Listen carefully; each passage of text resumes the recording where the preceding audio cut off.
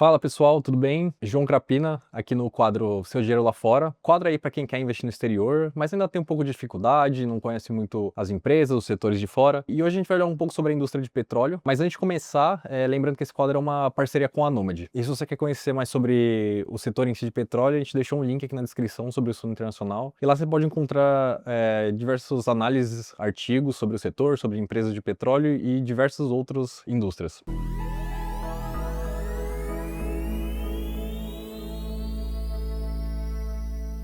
Bom, o petróleo em si, ele é das principais fontes de energia aí, historicamente é uma das principais fontes de energia usada no mundo. Então você pega aí os principais consumidores aí, Estados Unidos, com 20% do consumo global, e isso dá em mais ou menos 20 milhões de barris de petróleo por dia aí consumidos. Logo em seguida vem a China com seus 17, 16%, e depois vem a Índia aí, que vem crescendo nos últimos anos, um país aí com mais de 1 bilhão de pessoas, que tem uma economia que cresce praticamente todo ano muito rápido, e esse consumo tem aumentado. Hoje é em torno de 5%. O petróleo em si, o uso principal dele, se a gente pega tanto globalmente, e se a gente foca mais nos Estados Unidos, que são os principais consumidores, é transporte. Então, no caso dos Estados Unidos, 66% do uso vai para transporte. No caso do mundo, é bem similar, sendo próximo dos seus 63%. Se a gente pega, por exemplo, por fonte de uso, cerca de uns 43% nos Estados Unidos vira gasolina, uns 20% vira óleo diesel, que também tem a ver com transporte, e logo em seguida vem líquidos de hidrocarbonetos. Basicamente seriam o que seria usado nas refinarias, né,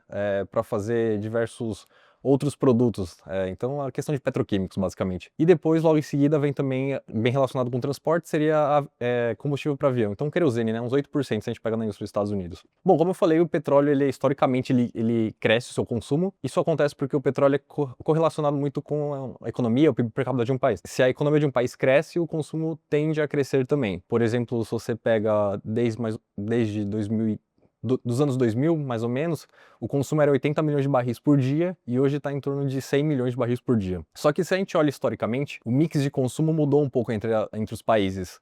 Antigamente, vinha muito dos Estados Unidos e dos países da Europa. Só que esses países já são países que já se desenvolveram, não crescem tanto. Então, se você pega nos últimos 10 anos, por exemplo, o consumo dos Estados Unidos, como vocês podem olhar aí, pessoal, ele ficou mais estável. Enquanto isso, da China, ele cresceu. Então, ou seja, faz essa estratificação, a gente percebe que o maior consumo veio desses países subdesenvolvidos, os que estão em desenvolvimento. Por exemplo, se a gente pega desde 1990, o consumo de petróleo na China era de 2,2 milhões de barris por dia. Já hoje é mais de 16 milhões de barris por dia. Então, algumas comparações. Então, pensando que se a economia cresce, o consumo de petróleo tende a crescer, porque você usa em transporte, em outras fontes que necessitam do petróleo. Então, por exemplo, se a gente pega... Hoje, nos Estados Unidos, você tem cerca de 800 carros por 1.000 habitantes. Já na Índia é mais próximo de 40 carros por 1.000 habitantes. Então, se a economia crescer, pessoas começarem a comprar mais carros, provavelmente esse consumo de petróleo vai crescer porque vai virar gasolina posteriormente. Mas aí vocês podem estar se perguntando, tem transição energética, tudo mais acontecendo agora. Como vocês olham esse tipo de coisa? Então, se a gente pensa na transição energética, hoje o que a gente está vendo muito é o hype de carros elétricos, né? Desde a pandemia, mais ou menos, 2020, você vê diversas empresas querendo investir em carros elétricos, você tem a Tesla, você tem a BYD na China, você tem outras empresas também lá na China. É que hoje a mais famosa mesmo é a BYD. Toda essa questão de transição energética para melhorar a questão climática, diminuir CO2, e aí tem algumas estimativas que falam que até 2050 a gente vai ter cerca de 2,2 bilhões de carros aí no mundo. Desses 2,2 bilhões, vai ser uns 671 milhões de carros elétricos. Então, se eu começar a ter uma participação maior na frota toda do mundo, só que se você pensar, uma grande parte dos carros que ainda são a gasolina vão estar andando, né, vão estar em funcionamento. E se a gente pega historicamente, a cada ano que passa, a vida média útil dos carros usados, que as pessoas ficam com esses carros, aumentam, né? Então, se você pega, por exemplo, nos Estados Unidos, em torno de 12 anos aí, mais ou menos, que uma pessoa fica com um carro, aí é a vida útil média de um carro.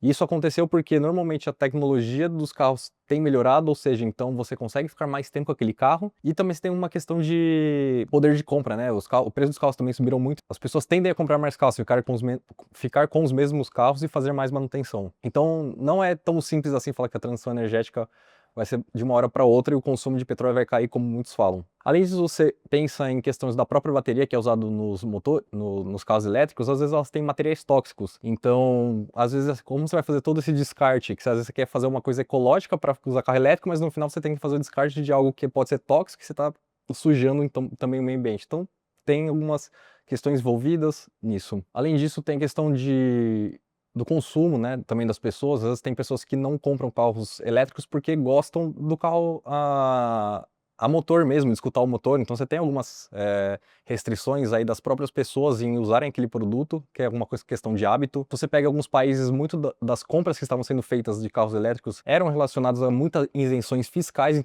Então quando o governo tirava essas isenções, as pessoas paravam de comprar os carros elétricos porque os preços meio que voltavam ao que era um carro a combustão. Então ficava até mais caro. E por último, você tem toda a infra de baterias. Não é fácil você colocar baterias no país inteiro, porque você vai precisar de linha, de transmissão e tudo mais.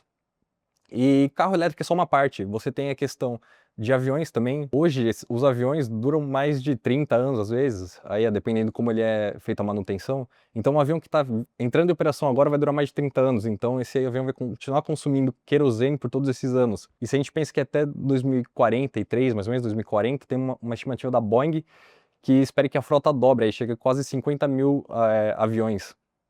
Então você vai ter toda essa crescente de aviões também que vão consumir cada vez mais querosene, que vem do derivado de petróleo, basicamente, que é derivado de petróleo. Você tem a questão dos navios também, que eles duram bastante, 25 a 30 anos, e hoje você não consegue fazer um navio elétrico, porque a bateria seria imensa. No mesmo caso do avião, e eles duram muito tempo também. Então, navios que estão entrando em operação agora, por exemplo, continuarão usando por muito tempo derivados de petróleo para se locomoverem. E por último, quando a gente pensa em transição energética, de energia assim, que é consumido, isso a gente pensa nos Estados Unidos é mais voltado para o gás natural. Mas nessa questão de transição energética, de energia renovável, por exemplo, eólica e solar, no caso dos Estados Unidos, os melhores locais para você colocar esses tipos de fonte de energia são muito afastados da rede. Então não é simplesmente você construir uma usina solar ou uma usina eólica que vai começar a ter energia limpa para ser usado, para ser consumida. Não, porque você precisa construir as linhas de transmissão, que como eu falei, normalmente estão longe de onde são os melhores locais para essas energias renováveis.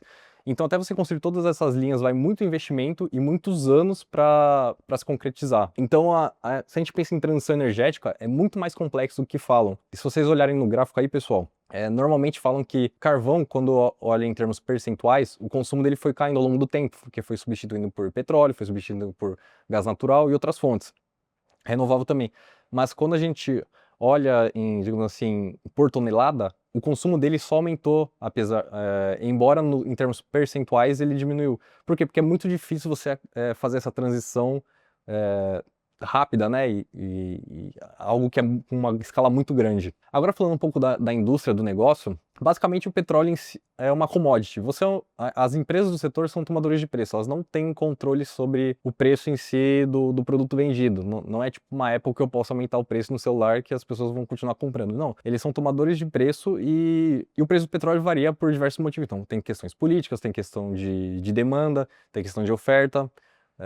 Então, por exemplo, se uma empresa achar um poço de petróleo muito grande e ela começar a produzir aquilo, pode impactar na oferta e, consequentemente, no preço. Então, nesse setor, o que é importante é você ser o operador de menor custo, que assim você consegue ter lucro tanto em períodos de petróleo em baixa, quanto em momentos de petróleo em alta. E aí, pessoal, eu trouxe aqui um gráfico também de alguns exemplos de custos de empresas aí dos Estados Unidos, para vocês olharem. Então, por exemplo, aquela que está no canto esquerdo, caso o petróleo caia abaixo daquilo, provavelmente ela vai largar a toalha e parar de produzir.